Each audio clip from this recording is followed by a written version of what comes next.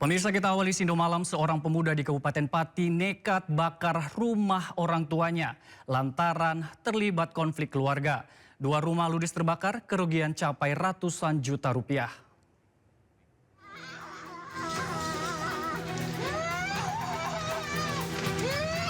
Konflik internal keluarga di Desa Sumber Agung, Kabupaten Pati membuat seorang anak laki-laki tega membakar rumah milik orang tuanya.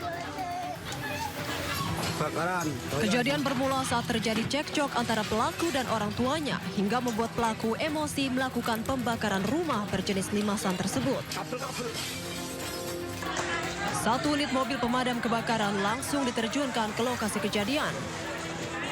Setelah melakukan aksi pembakaran, pelaku kemudian menyerahkan diri ke Polsek Jaken. Kebakaran di Dukuh Pohlanda, Desa Sumber Agung, RT 1 RW 4 Jaken. Ya, dari anggota menyampaikan bahwa kebakaran 2 rumah limasan dibakar oleh anak pemilik rumah karena konflik keluarga.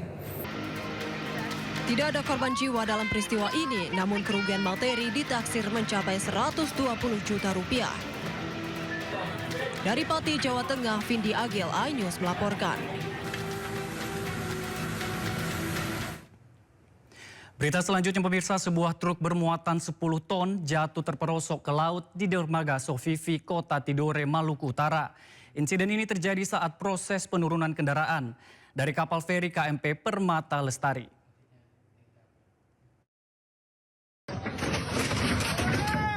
Tanggung jawab kapal, tanggung jawab. Tanggung jawab orang ambil barang-barang. Tanggung jawab.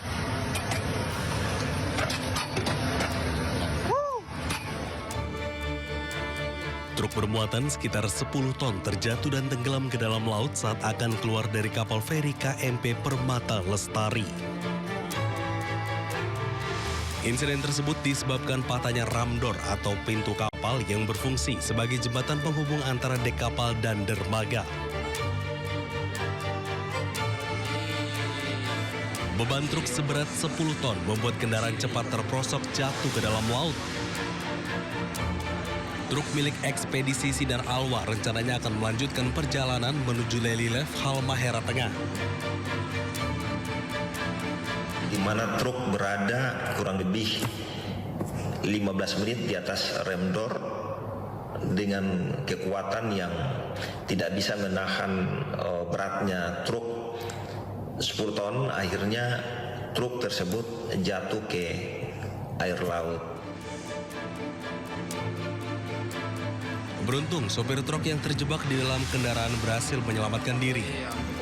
Insiden ini tidak menimbulkan korban jiwa. Dari Ternate, Maluku Utara, Ismail Sangaji, iNews melaporkan. Pemirsa, mobil yang ditumpangi suami istri dan 3 anaknya ringsek nyaris tak terbentuk akibat tertimpa truk kontainer. Suami dan 2 anaknya tewas di lokasi, sementara ibu dan bayinya selamat.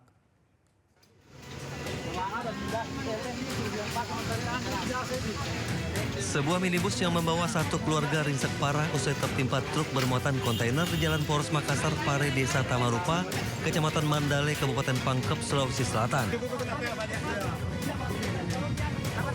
Proses evakuasi berlangsung dramatis lantaran kelima korban terjepit badan mobil yang tertimpa kontainer.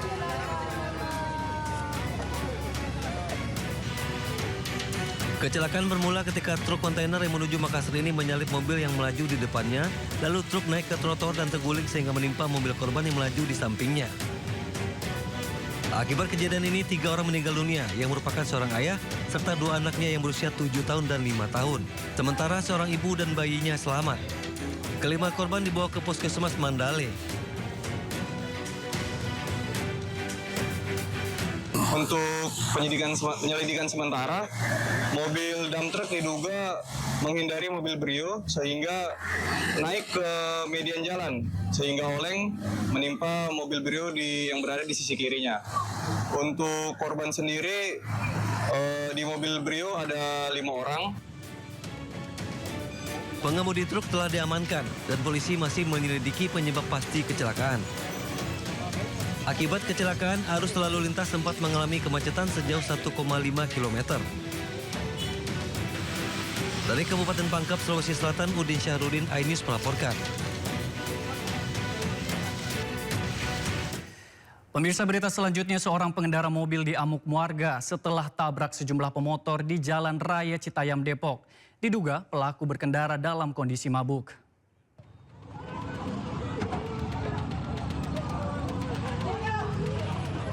Warga menghakimi seorang pengendara mobil yang menabrak sejumlah pemotor di Jalan Raya Citayam, Cipayung, Depok. Warga merusak mobil pelaku dan memaksa pelaku keluar dari mobil. Saat diamankan polisi, warga masih berusaha menghakimi pelaku.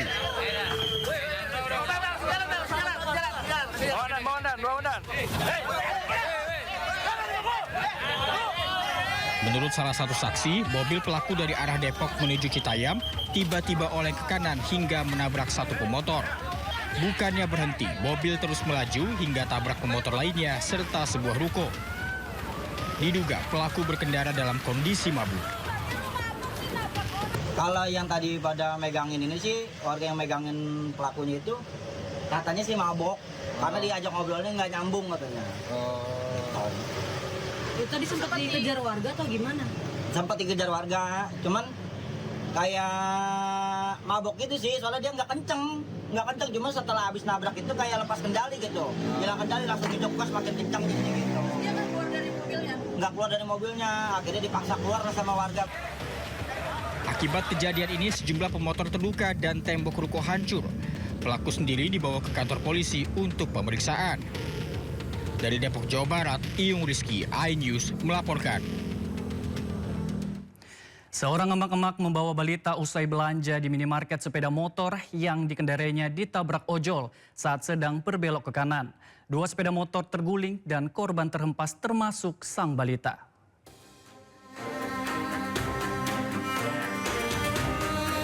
Video kamera pengawas ini memperlihatkan detik-detik seorang ibu yang membawa balitanya usai belanja di minimarket kawasan perumahan Bumi Mangli, Jember. Ditabrak kendaraan ojek online yang berkendara dari arah kota Jember. Ibu dan anak tersebut akan menyeberang ke arah kota Jember seketika ditabrak oleh supir ojek online yang mengendarainya dengan kecepatan tinggi. 2 kendaraan itu pun terguling dan korban jatuh ke aspal. Warga langsung membantu mengevakuasi korban ke pinggir jalan dan dibawa ke klinik terdekat untuk mendapat perawatan medis. Menurut pemilik minimarket, di wilayah ini banyak pengendara mempercepat laju kendaraannya, padahal lokasi itu merupakan perempatan jalan yang banyak hilir mudik kendaraan.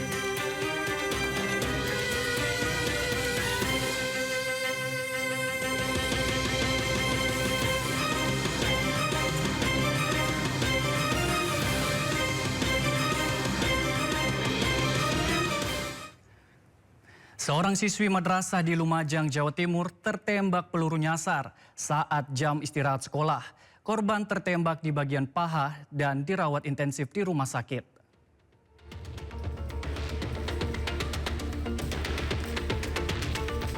Siswi kelas 8 MTSN 1 Lumajang tertembak peluru nyasar saat jam istirahat sekolah. Siswi berinisial NS ini terluka tembak di bagian paha dan langsung dibawa ke rumah sakit. Saat kejadian, korban sedang bermain di lantai 2 sekolah bersama temannya. Hingga kini, polisi masih menyelidiki asal proyektil senjata yang digunakan. Yang jelas, pada saat itu jam istirahat, kurang lebih jam 10.00 WIB, si korban atas nama Sinta bersama 3 rekan lainnya ada di depan kelas, lagi main-main. Nah, setelah itu, salah satu saksi dari 3 rekannya ini mengetahui si korban tiba-tiba merasa sakit di pahanya. Gak taunya setelah dilihat keluar darah, ada luka bekas seperti luka tembak. Kasus ini bukan pertama kalinya terjadi. Sebelumnya, seorang pekerja bangunan juga pernah terluka akibat tembakan. Itu tukang pada bangunan ini kan, jadi apa namanya? Doni. Cuma keserempet di perlingan. Kapan itu kejadiannya? Ya, waktu bangun ini kira-kira setahun yang lalu. Sementara itu hingga saat ini korban masih menjalani perawatan intensif di Rumah Sakit Umum Dr. Haryoto Lumajang. Dari Lumajang, Jawa Timur, Yaya Nugroho, iNews melaporkan. Pemirsa, viral di media sosial cacahan uang pecahan 100 dan 50 ribu di Kabupaten Bekasi, Jawa Barat dibuang di tempat pembuangan sampah ilegal. Polisi telah mengamankan 21 karung berisi cacahan yang diduga potongan uang kertas. Iya, itu.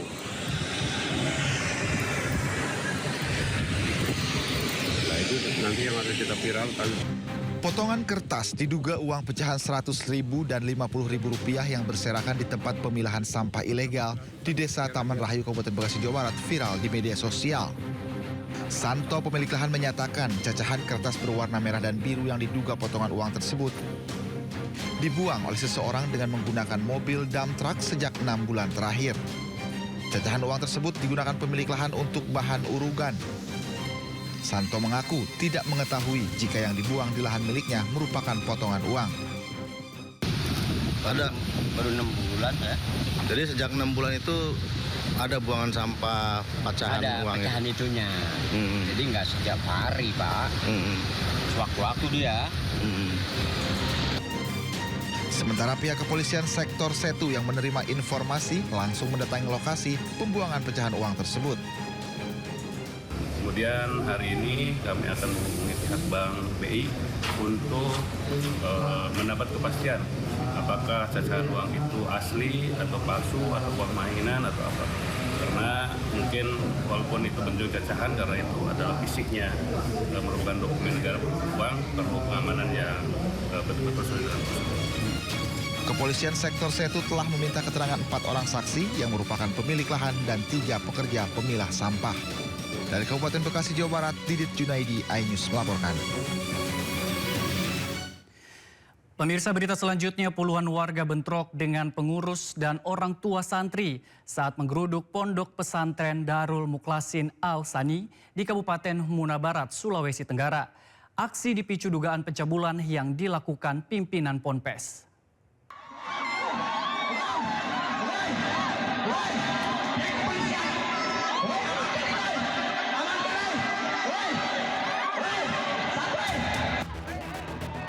Puluhan warga mengamuk memaksa masuk pondok pesantren Darul Mukhlasin As-Sani di Kecamatan Kusambi, Muna Barat, Sulawesi Tenggara.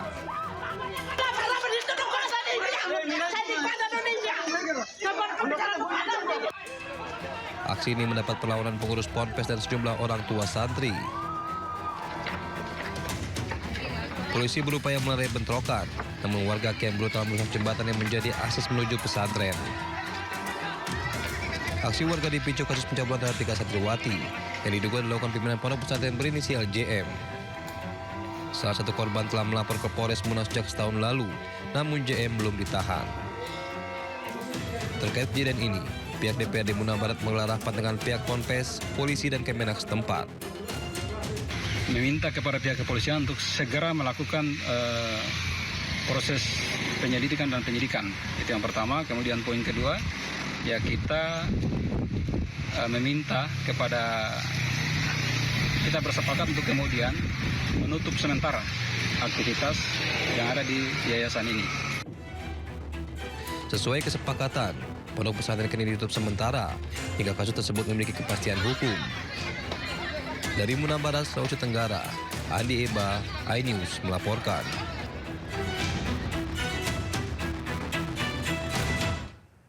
Pemirsa, jelang Ramadan, petugas gabungan menggelar razia di sejumlah kos-kosan di Tangerang Selatan, Banten.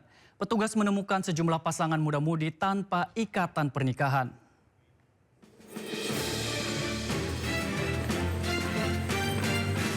Petugas gabungan polisi, TNI, dan Satpol PP merazia kos-kosan di Tangerang Selatan, Banten yang disinyalir digunakan sebagai tempat praktik prostitusi terselubung. Razia digelar setelah adanya laporan dari masyarakat. Dalam razia, petugas menemukan pasangan muda-mudi bukan pasutri berduaan di dalam kamar kos. Petugas juga menemukan ada penghuni kos yang dalam kondisi mabuk. Petugas juga mengetahui jika kos-kosan yang dirazia disewakan per jam, bukan per bulan atau per tahun. Ulangi kegiatan yang sangat meresahkan masyarakat sekitar. Dalam bentuk disampaikan melalui aduan adalah prostitusi terkait dengan identitas serta legalitas mereka tinggal. Dalam artian mereka tinggal tanpa ada ikatan. Yang kedua, tadi kami temukan juga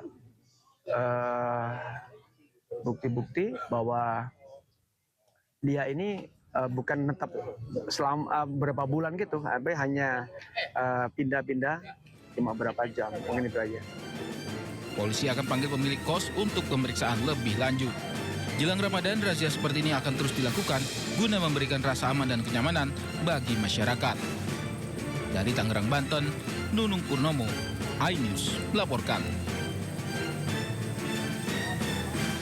Pemirsa, sementara itu guru besar pasca sarjana Universitas Islam Negeri Palopo diduga melecehkan seorang mahasiswi di ruko kosong milik pelaku. Akibatnya korban trauma hingga dirawat di rumah sakit.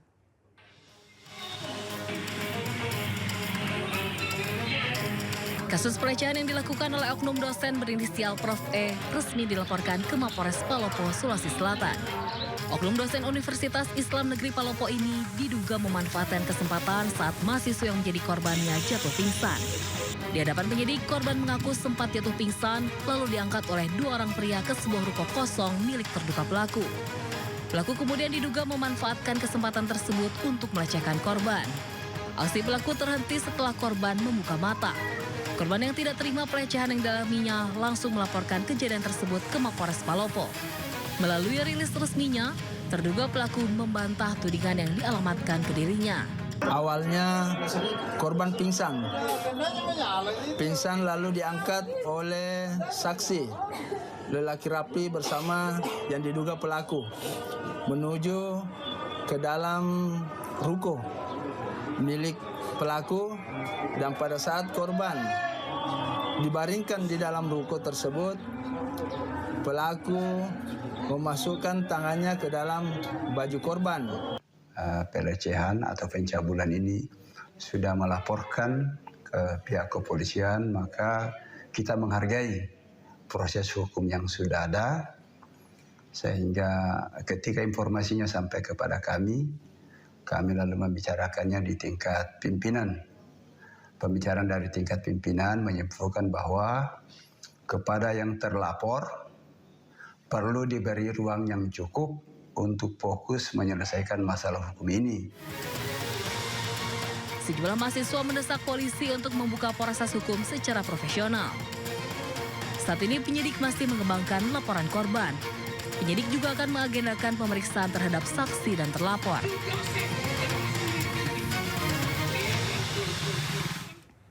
Pemirsa, seorang mahasiswa dan 3 pemuda yang menangkap pencuri mesin kopi di Aceh Tengah, Aceh, divonis hukuman kerja sosial selama 150 jam.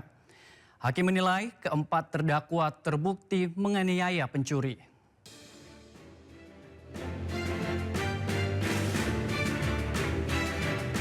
Seorang mahasiswa dan 3 pemuda yang menangkap pencuri mesin kopi di Aceh Tengah, Aceh divonis hukuman kerja sosial selama 150 jam. Hukuman ini dijatuhi Majelis Hakim Pengadilan Negeri Takengon.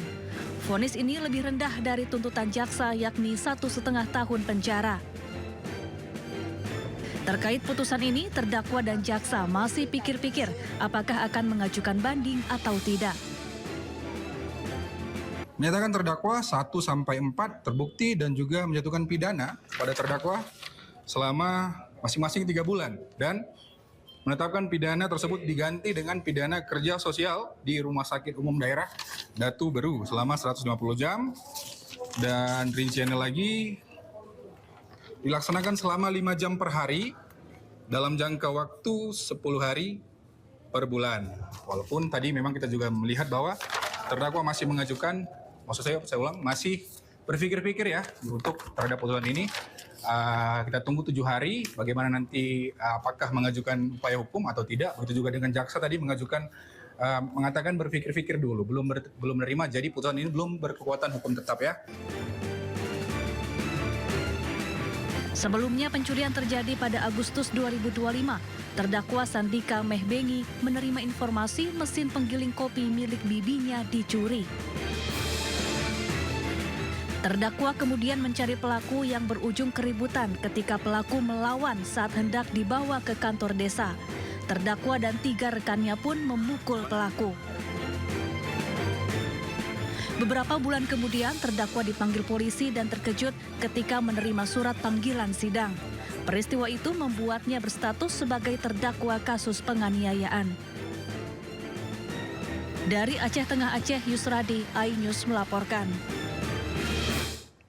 Polda Metro Jaya mengirimkan undangan panggilan klarifikasi terhadap komika Panji Pragiwaksono atas 5 laporan polisi dan 1 pengaduan atas tayangan mensrea. Surat panggilan sudah dikirim kepada Panji untuk hadir pada Jumat besok. Sebelumnya Panji memenuhi panggilan Bareskrim Polri. Panji diperiksa terkait kasus dugaan penghinaan yang dilaporkan Aliansi Pemuda Toraja. Panji diperiksa terkait dugaan penghinaan atau ujaran kebencian bermuatan sara terhadap masyarakat Toraja yang dilaporkan pada November 2025. Dalam pemeriksaan ini, Panji dicecar sebanyak 48 pertanyaan.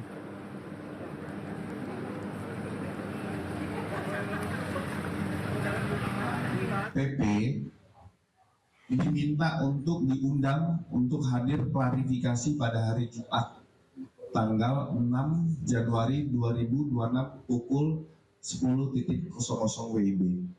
Undangan klarifikasi atas 5 laporan polisi yang ada. Jadi, untuk proses, ini kan undangan klarifikasi, karena yang dilaporkan adalah objek yang sama, sehingga penyidik berpikir untuk penghematan waktu, dipanggil secara satu waktu dalam 5 perkara.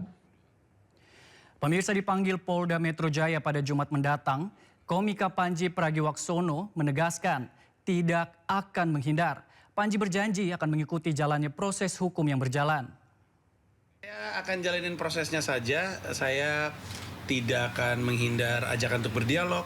Saya tidak akan menghindar panggilan.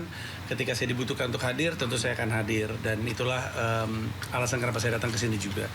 Sisanya saya ngikutin prosesnya aja. Apapun yang terjadi di ujung, saya percaya itu untuk kebaikan. Insya Allah. Sebelumnya komika Panji telah mendatangi kantor MUI untuk bersilaturahmi dan berdialog mengenai tayangan mensrea. Panji yakin dari karyanya yang bertujuan hanya untuk hiburan akan berakhir baik. Tim Liputan iNews melaporkan. Pemirsa, berita selanjutnya, puluhan warga di Depok, Jawa Barat protes karena tidak bisa berobat. Kepesertaan BPJS Kesehatan mereka diduga dinonaktifkan. Para pasien BPJS Kesehatan PBI atau penerima bantuan iuran ini protes dan menerima penjelasan dari rumah sakit. Pasalnya, mereka yang hendak berobat tiba-tiba tidak bisa menjalankan prosedur medis, termasuk cuci darah. Keluhan ini mencuat usai diberlakukannya kebijakan penonaktifan kepesertaan PBI per 1 Februari 2026.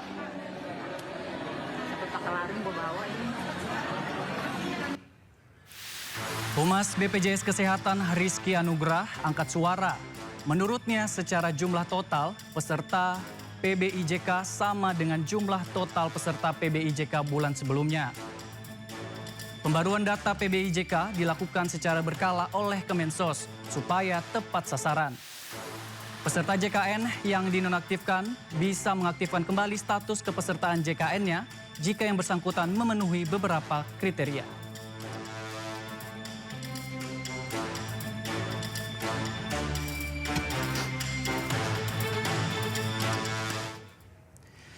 Sementara itu, pemirsa, Menteri Koordinator Bidang Pemberdayaan Masyarakat Muhaimin Iskandar memastikan program pemutihan tunggakan iuran BPJS Kesehatan akan dilakukan dalam waktu dekat. Target pelaksanaan pemutihan BPJS Kesehatan ini mundur dari sebelumnya yang ditargetkan bisa diterapkan di akhir tahun 2025. Cak Imin menyebut saat ini pihaknya bersama dengan kementerian dan lembaga terkait masih melakukan penyempurnaan sistem tata kelola. Hal ini diperlukan untuk memastikan kebijakan pemutihan tunggakan BPJS Kesehatan dapat berdampak baik kepada masyarakat. Terkait kebutuhan anggaran di pelaksanaan program yang mencapai 20 triliun rupiah, Cak Imin memastikan pemerintah masih perlu melakukan pengecekan lebih lanjut. penyempurnaan sistem tata kelolanya sehingga pelaksanaannya betul-betul efektif, tidak ada moral hazard ya, kesalahan ataupun dinikmati orang yang tidak yang ingin meraup keuntungan. Rencana sebelumnya kan akhir tahun, Gus. Berarti mundur. Ya, awal tahun ini insya Allah. Pemirsa, berita selanjutnya, BEI menyiapkan pengetatan aturan pemecatan saham perdana atau IPO seiring adanya pengepakan 3 tersangka dalam kasus saham gorengan. PT Bursa Efek Indonesia menyiapkan pengetatan aturan pencatatan saham perdana atau IPO. Hal ini dilakukan seiring adanya penetapan 3 tersangka kasus dugaan tindak pidana pasar modal dan tindak pidana pencucian uang pada emiten berkod saham PIPA. Direktur Penilaian Perusahaan Bursa Efek Indonesia, Igede Nyoman Yetna, menyatakan pengetatan aturan khusus pada perusahaan yang akan melakukan IPO ini akan difokuskan pada 4 aspek utama, yakni persyaratan keuangan, tata kelola perusahaan, kualitas bisnis, serta peluang pertumbuhan. Sementara dalam aturan IPO yang diperketat, di antaranya menaikkan standar persyaratan papan akselerasi dan papan pengembangan, memperketat ketentuan tata kelola, serta mewajibkan direksi memiliki kompetensi dan pemahaman yang memadai terkait GCG, Undang-Undang Perseroan Terbatas, serta Undang-Undang Pasar Modal. Hal tersebut kan sudah dilakukan pemeriksaan sebelumnya. Ya, kami di Bursa tentu mendukung, mensupport aparat penegak hukum dalam menegakkan tugasnya. Gitu ya. Pemirsa, menjelang bulan suci Ramadan 1447 Hijriah, kawasan ekonomi khusus MNC Lido City kembali menggelar program Peduli Masjid yang dilaksanakan di Desa Srogol, Kecamatan Cigombong, Kabupaten Bogor, Jawa Barat. Program yang dilaksanakan bersama MNC Tourism Indonesia dan MNC Peduli ini bertujuan membantu kekhusyusan masyarakat dalam beribadah dengan menciptakan lingkungan ibadah bersih dan nyaman. Tiap sudut Masjid Jami Al-Hidayah yang berada di Desa Srogol, Kecamatan Cigombong, Bogor, Jawa Barat ini dibersihkan oleh tim Town Manajemen KEK MNC Lido City. Masjid Jami Al-Hidayah menjadi masjid keempat setelah sebelumnya. Program ini menyentuh Masjid Al-Azim, Masjid At-Taqwa, Masjid Nurul Huda yang berada di KEK MNC Lido City Bogor. Program Peduli Masjid yang diinisiasi MNC Lido City dan MNC Tourism Indonesia serta MNC Peduli ini merupakan bentuk komitmen kepedulian terhadap masyarakat sekitar kawasan, serta menjaga kebersihan dan kenyamanan fasilitas ibadah. Kegiatan hari ini sebenarnya melanjutkan kegiatan program Peduli Masjid kita yang merupakan bagian dari kegiatan tanggung jawab sosial dan lingkungan dari kawasan ekonomi khusus MNC Lido City. Selain pembersihan dari lingkungan sekitar masjid, di dalam masjid, ya, karpet-karpet kita bersihkan, jendela-jendela, termasuk juga kamar mandi dan tempat wudhu. KEK MNC Lido City menargetkan program Peduli Masjid akan selesai menyentuh 8 masjid sebelum memasuki bulan suci Ramadan 1447 Hijriah. Sangat terbantu sekali, dan ini memang yang kedua kali ya. Yang kedua kali dilaksanakan pelaksanaan bersih-bersih tahun kemarin dan tahun sekarang ini, dan memang ini sesuatu yang sangat diharapkan oleh Masjid Jami Al-Hidayah.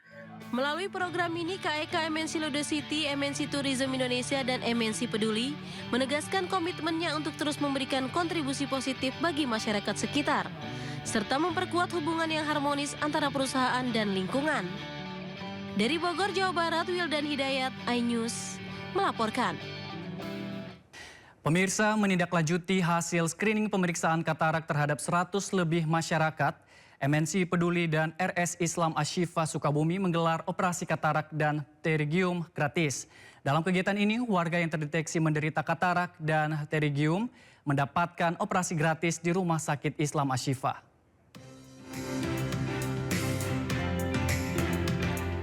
Raut bahagia terpancar dari wajah Pudin dan Nena saat akan menjalani operasi katarak gratis di Rumah Sakit Islam Ashifa Kota Sukabumi, Jawa Barat. Sejak beberapa tahun lalu, kedua warga Kecamatan Caringin, Kabupaten Sukabumi ini mengalami gangguan penglihatan akibat penyakit katarak yang dideritanya, yang membuat aktivitas mereka terganggu. Kini dengan adanya operasi gratis yang digelar MNC Peduli bersama Rumah Sakit Islam As-Syifa, harapan untuk sembuh kembali terbuka. Ya, terima kasih MNC Dokter Rumah Sakit As-Syifa sudah menolong kita. Kita hidup sendiri, dia udah ada yang nolongin ya Tuhan. Alhamdulillah hari ini saya mau dioperasi mata saya katarak. Terima kasih MMC Peduli dan MMC Rumah Sakit As-Syifa. Tak hanya Pudin dan Nena, puluhan keluarga kurang mampu di Sukabumi dan sekitarnya juga mendapat pelayanan operasi katarak dan pterygium gratis yang digelar MNC Peduli bekerja sama dengan Rumah Sakit Islam As-Syifa. Ya, harapan kami agar kebutaan di wilayah Sukabumi dan sekitarnya itu dapat teratasi dan pasien-pasien bisa melihat dengan jelas dan juga merasakan nyaman dan manfaat dari kita semua. Bakti sosial MNC Peduli ini tidak terlepas dari peran dan uluran tangan masyarakat Indonesia yang telah ikut berdonasi. Untuk itu MNC Peduli mengajak seluruh masyarakat Indonesia untuk terus berdonasi melalui www.mncpeduli.org. Dari Sukabumi, Jawa Barat, Budi Setiawan, iNews melaporkan. Pemirsa, kita ke informasi lain. Ajang Pameran Otomotif Internasional IIMS 2026 hari ini resmi dibuka di Jalan Expo Kemayoran, Jakarta Pusat. Sekitar 35 produsen kendaraan ikut berpartisipasi dalam IIMS kali ini. Pameran otomotif terbesar ini menampilkan lebih dari 180 merek kendaraan roda 4, roda 2, dan komponen pendukung dengan fokus pada teknologi elektrifikasi. IIMS 2026 menjadi panggung penting transformasi industri otomotif nasional yang semakin mengarah pada elektrifikasi dan mobilitas masa depan. Dibuka mulai hari ini, ajang IIMS 2026 akan berlangsung hingga 15 Februari 2026. Tiket masuk pameran ini dibanderol dengan harga Rp150.000 untuk hari biasa dan Rp190.000 untuk hari libur. Yang terbaru dari IIMS 2026 ini juga menghadirkan fasilitas lapangan pedal yang menjadi salah satu daya tarik baru di area pameran. Get ready for over 190 brands from vehicles to